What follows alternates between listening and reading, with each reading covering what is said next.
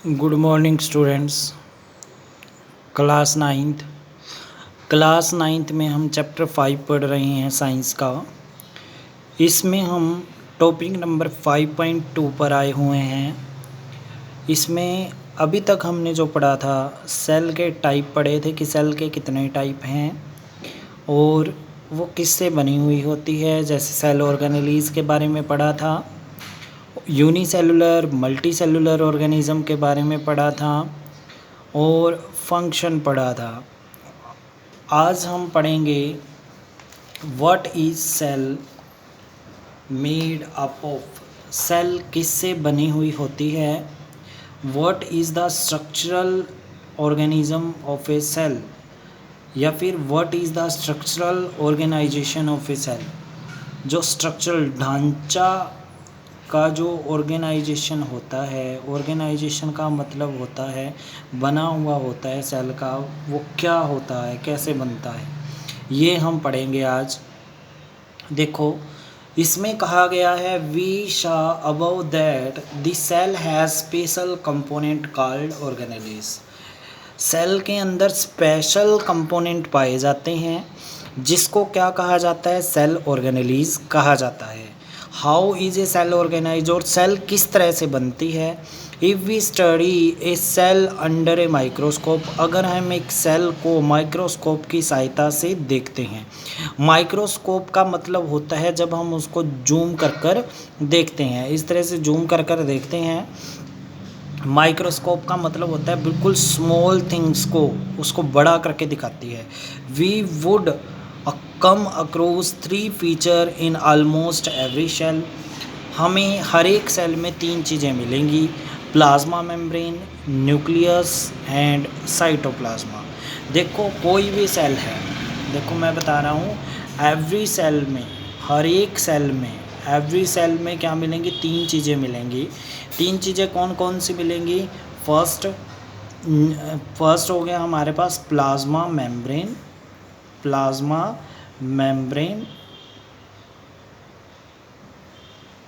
Second है हमारे पास nucleus, और थर्ड है हमारे पास साइटोप्लाज्म। क्या मिलेगा हमारे पास, साइटोप्लाज्म। ये 3 चीज़ें हमें हर सेल में मिलती हैं। कौन कौन सी मिलती हैं, प्लाज्मा मेम्ब्रेन, न्यूक्लियस, साइटोप्लाज्म। हर एक सेल में ये 3 चीज़ें पाई जाती हैं। उसके बाद है हमारे पास नेक्स्ट क्या है, ध्यान देंगे। नेक्स्ट है ऑल एक्टिविटीज़, सभी क्रियाएं इनसाइड अ सेल के अंदर, कोशिका के अंदर, and interaction of the cell, और जो सेल की इंट्रैक्शन है, जुड़ाव है विद इट्स इन्वायरमेंट, उसके पर्यावरण के साथ, उसके आसपास की जो चीज़ें हैं उनके साथ, उसके अंदर जो चीज़ें हैं उनके साथ, are possible due to these features. इन फीचर्स की वजह से, कौन कौन सी, प्लाज्मा मेम्ब्रेन, न्यूक्लियस और साइटोप्लाज्मा की वजह से ये सभी आपस में जुड़े हुए होते हैं। लेट अस सी हाउ, किस तरह से जुड़े हुए होते हैं ये हम देखते हैं।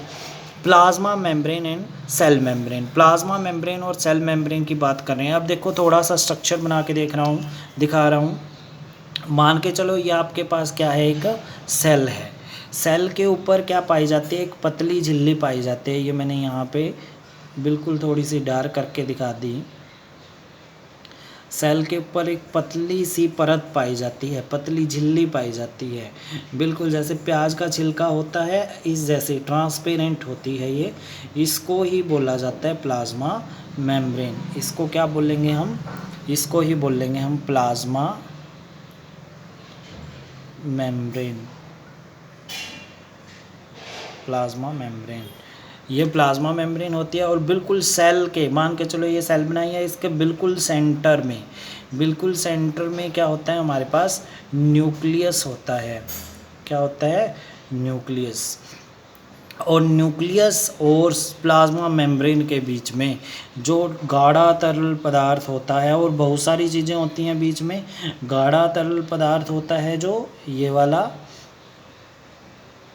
ये गाढ़ा तरल पदार्थ हैं, इसको बोलेंगे हम साइटोप्लाज्म। साइटोप्लाज्म बोल सकते हैं, साइटोप्लाज्मा बोल सकते हैं, साइटोप्लाज्मा बोलेंगे। अब इन तीनों चीज़ों के बारे में हम डिटेल में पढ़ेंगे। 3 चीज़ें इंपॉर्टेंट है हर सेल में, चाहे कैसी मर्जी सेल है तो हर सेल में ये 3 चीज़ें ज़रूर मिलेंगी, प्लाज्मा मेम्ब्रेन, न्यूक्लियस और साइटोप्लाज्मा। तो इन 3 चीज़ों के बारे में हम क्या पढ़ेंगे, डिटेल में पढ़ेंगे। पहले हम पढ़ते हैं प्लाज्मा मेम्ब्रेन के बारे में। प्लाज्मा मेम्ब्रेन के बारे में देखो क्या पढ़ते हैं हम, ध्यान देंगे सभी। प्लाज्मा मेम्ब्रेन के बारे में देखो, this is the outer most covering of the cell. ये सबसे बाहरी परत होती है सेल की, अभी दिखाया था मैंने, पतली झिल्ली होती है बाहर की तरफ। Separate the component of the cell from its external environment. मान के चलो हमारे पास सेल है, ये मैंने क्या ले ली, सेल ले लिए। सेल का ये क्या हो गया, न्यूक्लियस हो गया। ये क्या हो गई, हमारी प्लाज्मा मेम्ब्रेन होगी। ये सेल के अंदर का मटेरियल है, ये सेल का क्या है, अंदर का मटेरियल है। ये अंदर के मटेरियल को बाहर के मटेरियल, बाहर का मतलब जो इन्वायरमेंट में है, इन्वायरमेंट तो ये हो गया ना, इन्वायरमेंट क्या हो गया, ये हो गया। इन्वायरमेंट से अंदर के मटेरियल को अलग करती है, कौन करती है, प्लाज्मा मेम्ब्रेन। ये पढ़ेंगे। अब उसके बाद कह रही हैं हमारे पास, ध्यान देंगे, उसके बाद नेक्स्ट पॉइंट है दी प्लाज्मा मेम्ब्रेन अलो और permit the entry and exist of some material in and out of the cell. देखो इसकी वर्किंग, एक फीचर इसका क्या बता दिया हमारे पास, एक फीचर इसका ये बता दिया हमारे पास, एक फीचर इसका ये बता दिया कि जो प्लाज्मा मेम्ब्रेन है, प्लाज्मा मेम्ब्रेन क्या होती है, पतली झिल्ली होती है। इन्वायरमेंट को, एक्सटर्नल मटेरियल को इंटरनल मटेरियल से क्या करती है, अलग करती है। ये एक्सटर्नल मटेरियल हो गया, ये इंटरनल हो गया। इंटरनल और एक्सटर्नल के बीच में ये क्या बनी हुई है, एक दीवार बनी हुई है। इस दीवार का क्या नाम है, प्लाज्मा मेम्ब्रेन है। ये देखो, अब ये दोनों, ये किसका काम करेगी, देखो एंट्री और एग्जिस्ट का काम, एंट्री और एग्जिस्ट का काम, एंट्री और एग्जिट का काम। एंट्री मतलब देखो, अगर कोई सब्सटेंस अंदर जाता है तो किसके थ्रू जाएगा, प्लाज्मा मेम्ब्रेन के दौरान। अगर कोई अंदर से मटेरियल बाहर जाएगा तो वो किसके दौरान जाएगा, प्लाज्मा मेम्ब्रेन के द्वारा। तो एंट्री और एग्जिट किसके द्वारा होता है, प्लाज्मा मेम्ब्रेन के दौरान होता है। उसके बाद नेक्स्ट बताया गया है, इन्होंने ध्यान देंगे, नेक्स्ट क्या बताया गया है, some material in or out of the cell, it is prevent movement of some other material। movement मतलब जाना, एक स्थान से दूसरे स्थान पर जाने से रोकती है किसको, मटेरियल को। The cell membrane therefore is called a selective permeable membrane। इसलिए इसको क्या बोला गया है, सिलेक्टिव permeable membrane बोलते हैं। तो ये क्वेश्चन बनेगा, why plasma membrane, why plasma membrane called a selective permeable membrane, permeable membrane।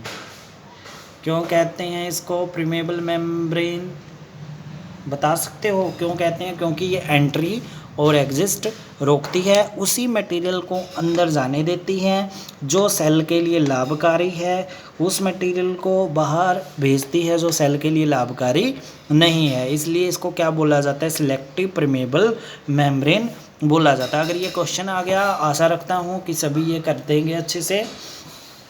अगर वीडियो पसंद आ रही हो तो प्लीज़ मेरे चैनल को सब्सक्राइब ज़रूर करिएगा। उसके बाद है हमारे पास next, how does the movement of substance takes place into the cell.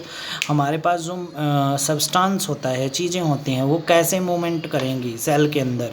How do substance move out of the cell. देखो सेल के अंदर मटेरियल किस तरह से जाएगा और सेल से बाहर किस तरह से आएगा, वो किस तरह से आएंगे। देखो some substance like carbon dioxide और oxygen can move across the cell membrane. अब देखो सेल के अंदर कार्बन डाइऑक्साइड बाहर आती है और ऑक्सीजन अंदर जाती है, तो ऑक्सीजन का अंदर जाना और कार्बन डाइऑक्साइड का बाहर निकलना, इस प्रोसेस को क्या बोलते हैं, across the cell membrane is by a process called diffusion. Diffusion process के दौरान ये होता है। अब देखो डिफ्यूज़न हमने पहले नहीं पढ़ा है। डिफ्यूज़न क्या होता है, we have study the process of diffusion in earlier chapter. Earlier chapter में अगर आप पढ़ चुके हैं तो अच्छी बात है, अगर नहीं पढ़ा होगा तो यहाँ बता दें क्या होता है डिफ्यूज़न? डिफ्यूज़न होता है mixing of two substance. Diffusion क्या होता है? मिक्सिंग ऑफ टू सब्सटेंस क्या कहलाता है? डिफ्यूज़न कहलाता है। जैसे हमने क्या ली, sugar dissolve in water, sugar in water क्या किया हमने, पानी में शुगर मिला दिया, तो वो धीरे धीरे मिट्टी बिना हिलाए मिलानी है हमने, धीरे धीरे किस में मिल जाएगी, मिट्टी में मिल जाएगी। तो इस प्रोसेस को क्या बोला जाता है? डिफ्यूज़न बोला जाता है। गैस इन गैस का एग्जांपल ले लें, कोई भी गैस ले लेते हैं, जैसे H2 प्लस CO2, अगर इन दोनों को मिलाते हैं तो इस प्रोसेस को भी क्या बोलते हैं? डिफ्यूज़न बोलते हैं। ये प्रोसेस क्या कहलाती है? डिफ्यूज़न कहलाती है। आशा है फर्स्ट चैप्टर में आपने कर लिया होगा। डिफ्यूज़न आया था वहाँ पे, लेटेंट हीट ऑफ डिफ्यूज़न वही है सेम। उसके बाद है हमारे पास, देखो, we saw that there is spontaneous movement of substance from the region of high concentration to region of where its concentration is low। देखो यहाँ पे ये कह रहे हैं कि स्पॉन्टेनियस मतलब लगातार मूवमेंट, गति होगी ऑफ ए सब्सटेंस किसी मटेरियल की, from a region of high concentration to the region of low concentration. मान के चलो ये हमारे पास क्या है? सेमी प्रीमेबल मेम्ब्रेन है। ध्यान से समझना है। अब हमारे पास सेल के अराउंड क्या है? पानी ज़्यादा है। ये मैंने पॉजिटिव साइन से क्या दिखा दिया? पानी की मात्रा दिखा दी। पॉजिटिव साइन की क्या दिखा दी? मात्रा पानी की दिखा दी कि ये हमारे पास पानी है। ये सारा क्या है? इसके आसपास पानी है। सेल के अराउंड क्या है? ये पानी है। ये हमारे पास साइटोप्लाज्मा है, इसके अंदर पानी कम है। इसके अंदर क्या है? पानी कम है सेल के अंदर। तो क्या करेगी? अब देखेंगे ध्यान से, बिल्कुल इम्पोर्टेंट है ये, बहुत इम्पोर्टेंट है। अब देखो पानी की कंसंट्रेशन कहाँ ज़्यादा है? बाहर ज़्यादा है या अंदर ज़्यादा है? अगर हम देखें पानी बाहर की तरफ ज़्यादा है, तो ये हमारे पास जहाँ पे जिसकी ज़्यादा मात्रा होगी उसको क्या बोलते हैं? High concentration. और यहाँ पे पानी की मात्रा अगर पॉजिटिव साइन से दिखाएं, यहाँ पानी कहीं कहीं पे प्रेजेंट है, तो ये यहाँ पे पानी की परसेंस क्या है? इसको हम बोलेंगे लो कंसंट्रेशन। तो पानी क्या करता है? सेमी प्रीमेबल मेम्ब्रेन इस पानी को जाने देती है कहाँ पे? अंदर की तरफ। जब तक जैसी कंसंट्रेशन बाहर है वैसी अंदर ना हो जाए, जैसी कंसंट्रेशन बाहर है वैसी ना अंदर हो जाए, तो ये पानी के जो पार्टिकल हैं अंदर की तरफ मूव करेंगे और एक जैसी कंसंट्रेशन हो जाएगी। इस प्रोसेस को बोला जाता है, इस प्रोसेस को क्या बोला जाता है? डिफ्यूज़न। इस प्रोसेस को क्या बोलेंगे? डिफ्यूज़न। तो यहाँ पे एक डेफिनेशन देंगे डिफ्यूज़न की, क्या देंगे? मूवमेंट ऑफ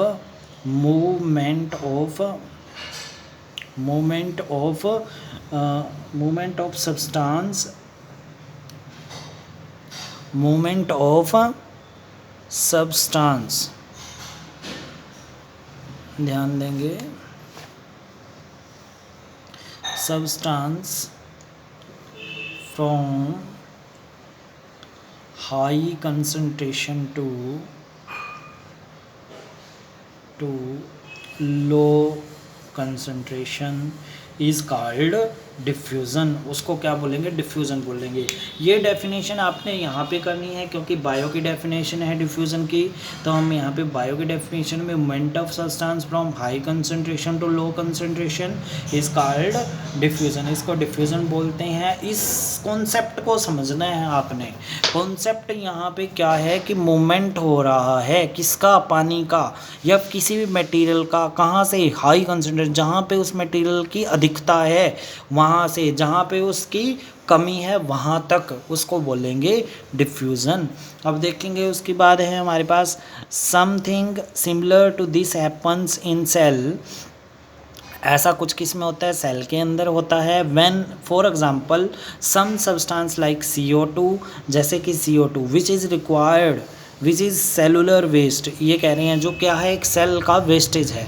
जब हम ऑक्सीजन लेते हैं तो क्या छोड़ते हैं, कार्बन डाइऑक्साइड। कार्बन डाइऑक्साइड हर सेल के द्वारा छोड़ी जाती है, तो वो उसके लिए सेल के लिए क्या है, एक वेस्टेज है। Accumulated in high concentration inside the cell. मान के चलो CO2 की मात्रा अंदर ज़्यादा हो गई और बाहर क्या होती है, कम होती है, तो इसीलिए क्या करती है, सेल अंदर से CO2 बाहर छोड़ती है। In the cell's external movement, the concentration of CO2 is low as compared to inside the cell. Cell की अपेक्षा बाहर CO2 की मात्रा कम होती है, इसलिए सेल के अंदर से CO2 बाहर जाना शुरू कर देती है। As soon as there is difference in concentration of CO2 inside and outside the cell, CO2 moves out of the cell from a region of high concentration to the region of low concentration outside the cell by the process of diffusion. तो ये किस process से होगा, diffusion से होगा। Similarly O2 enter the cell by the process of diffusion when the level of concentration of O2 inside the cell decreases. जब O2 की मात्रा अंदर कम होती है तो बाहर ज़्यादा होगी O2 की मात्रा, तो बाहर हाई कंसंट्रेशन होगी और अंदर क्या होगी, सेल के लो कंसंट्रेशन होगी, तो बाहर से अंदर जाना शुरू कर देगी O2 oxygen. Thus diffusion play an important role in gaseous exchange. इसलिए क्या कंसंट्रेशन या डिफ्यूज़न एक महत्वपूर्ण रोल अदा करती है, किसमें, एक्सचेंज ऑफ गैसेज में, सेल के अंदर, as well as cell and its external environment, cell के अंदर या बाहरी वातावरण के अंदर। Water also obey the law of diffusion. Water भी क्या ओबे करता है, लॉ ऑफ डिफ्यूज़न ओबे करता है, अभी बताया था मैंने डायग्राम में, बिल्कुल same. The movement of water molecule through such A selective permeable membrane. कहते हैं इसका, वाटर का ध्यान देना, लॉ ऑफ डिफ्यूज़न में तो ये बताया था कि ओबे करता है, पर इसमें थोड़ा सा चेंज कर दिया। The movement of water molecule through such A selective permeable membrane is called. Selective permeable membrane use की जाती है ताकि पानी बाहर से अंदर, अंदर से बाहर जा सके। Selective permeable membrane, not permeable membrane, selective permeable membrane, उसको क्या बोलेंगे हम, उसको क्या बोलेंगे, ओस्मोसिस। उसको क्या बोलेंगे, ओस्मोसिस बोलेंगे। The movement of water across the plasma membrane is also affected by the amount of substance dissolve in water. Movement of water है तो अक्रॉस द प्लाज्मा मेम्ब्रेन के दौरान, also affected by amount of substance dissolve in water. मान के चलो पानी में हमने क्या डिजोल्व किया, चीनी डिजोल्व किया, तो वो गाढ़ा बन जाएगा पानी। अगर गाढ़ा बन गया है तो वहाँ पे पानी की कंसंट्रेशन क्या हो जाएगी, लो हो जाएगी। पानी की कंसंट्रेशन क्या हो जाएगी, लो हो जाएगी। और बाहर पानी ज़्यादा है तो बाहर से पानी अंदर की तरफ आना शुरू होगा। The osmosis the passage of water from region of high water concentration through a semi permeable membrane to a region of low water concentration. ये ध्यान में रखना है, ओस्मोसिस सिर्फ पानी के केस में होता है, ओस्मोसिस सिर्फ किस में होता है, वाटर के केस में होता है, ये कह रहे हैं यहाँ पे, ये ध्यान में देने वाली बात है। तो आज के लिए इतना ही करेंगे। ओस्मोसिस और डिफ्यूज़न पढ़ा है, आशा है सभी बच्चों को समझ में आ गया होगा बिल्कुल अच्छे से। अगर समझ में नहीं आया है तो वीडियो को दोबारा देखें और अच्छे से समझें। अब इसके हम क्वेश्चन आंसर करते हैं, सभी देखेंगे। 2 क्वेश्चन हैं। फर्स्ट क्वेश्चन है, how do substance like CO2 and water moves in और आउट ऑफ द सेल। कहते हैं सब्सटेंस CO2 और वाटर कैसे मूव होता है सेल के अंदर, डिस्कस। अब देखो CO2 है वो डिफ्यूज़न के दौरान होता है और जो वाटर है वो किसके दौरान होता है, ओस्मोसिस के दौरान। 2 मूवमेंट हमने पढ़ी थी, दोनों में सिर्फ ये करना है कि जो हमारे पास डिफ्यूज़न है वहाँ पे मूवमेंट होगा high concentration to low concentration. Substance like CO2 and water move in out of the cell by the process of diffusion.